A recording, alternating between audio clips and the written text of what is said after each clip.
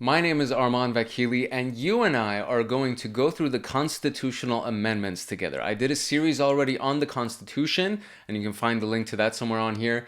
And if you haven't read through the Constitution, I would recommend you go through it. It's a very enlightening experience. And the reason that we're doing this mainly is because if you're a citizen in the States or a resident, and you kind of want to know what you can do and you can't do, what the rules and regulations of the United States are. That's basically what the Constitution and the amendments are. And the second reason, which in my opinion is the more important reason, is for us to know as a people, so for you and I to know as the people that we actually have the power. The power is to the people. And as we go through the amendments and you go through everything, you'll kind of come to that conclusion yourself as well. And the reason why this is important is because the media, mass media, wants to make us believe that the power is actually in the hands of a select few.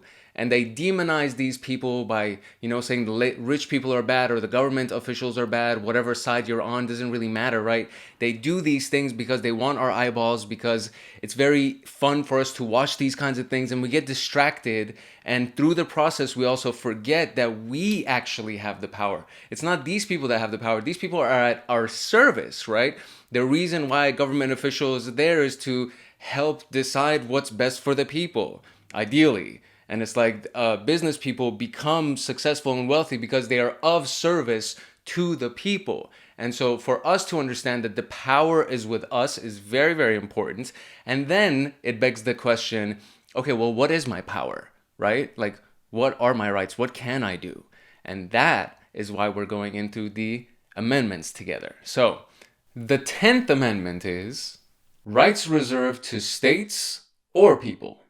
The power is not delegated to the United States by the Constitution, nor prohibited by it to the states, are reserved to the states respectively or to the people. This is very, very general and vague.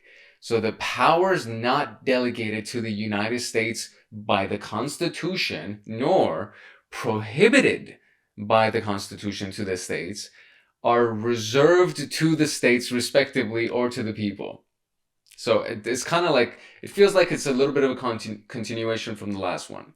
So the powers that are not delegated to the US by the Constitution or prohibited are reserved to the states as well as the people. So it's nice that they included us at the end there, but it's like the powers that basically are not delegated by the Constitution nor prohibited by the constitutions should be reserved respectively or to the people. This is so vague.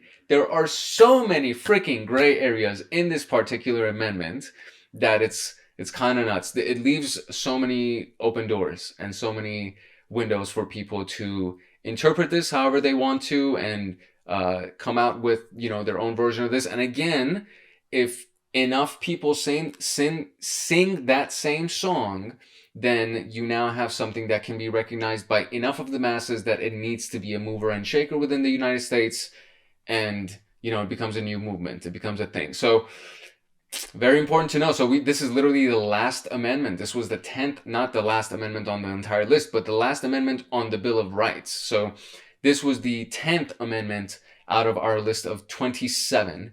And we're now going to continue, of course, to the very rest of it. But this wraps up the Bill of Rights. So interesting to see. It was enlightening. There were a lot of things that I was aware of, but there were some minutia, some nuances that I was not aware of, and it was nice to see. It was enlightening to go through. So that was cool. That was it. And we're going to go into the 11th Amendment.